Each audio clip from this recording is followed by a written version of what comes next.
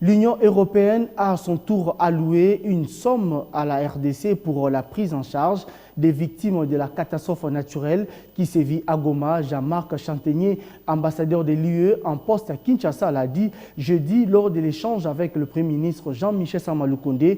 Dans la même journée, le Premier ministre a échangé aussi avec les ambassadeurs de la Suède et de la Corée. Ils se sont tour à tour succédé dans le bureau du Premier ministre, l'ambassadeur de l'Union européenne, de la Suède et de la Corée du Nord. Avec Jean-Marc Chantegnier, la situation actuelle qui secoue les populations des Goma et ses environs était au centre des échanges. L'ambassadeur de l'Union européenne a apporté son message de solidarité ainsi que la disponibilité de son institution à accompagner les autorités congolaises dans la gestion de cette crise. Nous avions déjà une intervention sur le parc des Virunga et sur l'approvisionnement électrique de la ville de Goma. Celui-ci a été coupé. Nous allons travailler avec le gouvernement pour rétablir l'électricité le plus vite possible dans la ville de Goma. Second aspect, il y a des mouvements de population, des déplacements de population pour lesquels j'exprime vraiment toute ma sympathie parce que c'est terrible de devoir partir de chez soi. Elles vont devoir être installées dans des camps, notamment à Saké, elles vont être accueillies.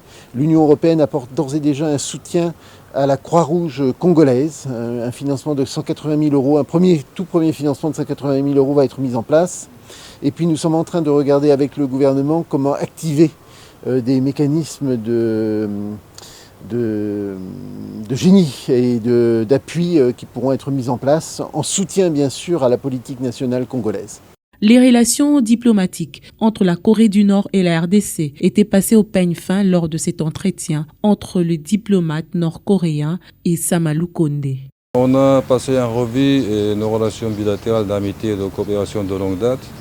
Et on a discuté qu'on va continuer à renforcer ces relations de coopération dans tous les domaines possibles. Ce ballet diplomatique s'est clôturé par les échanges entre le Premier ministre et l'ambassadeur de la Suède qui a annoncé à Sama-Lukonde que son pays va doubler les fonds alloués à la coopération entre les deux États. Parler de la coopération au développement de la Suède ici en RDC, la nouvelle stratégie de la Suède à la coopération, sur la coopération au développement ici en RDC qui a été décidé par le gouvernement suédois en décembre dernier pour la période 2021-2025.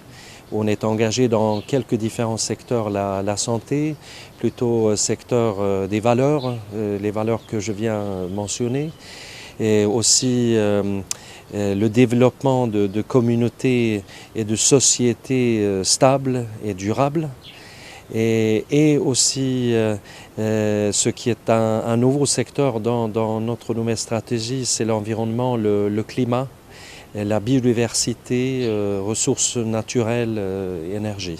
La République démocratique du Congo, qui tient à redorer son blason diplomatique, devra compter sur le dynamisme du gouvernement Sama-Lukonde pour maintenir des bonnes relations avec tous les pays partenaires.